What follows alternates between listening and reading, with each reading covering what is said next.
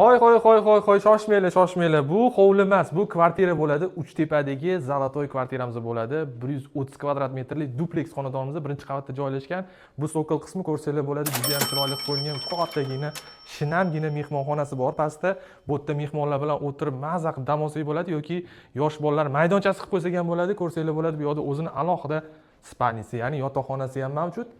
Bu pastki qavatimizda bo'ladi. Hozir tepa qavatiga ham chiqib tanishtirib chiqaman.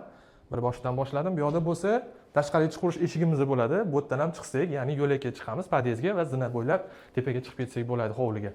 Bu yoqda bizning o'zini umumiy yuvinish xonamiz bor. Ko'rsangiz bo'ladi, birinchi qavatimizning umumiy yuvinish xonasi.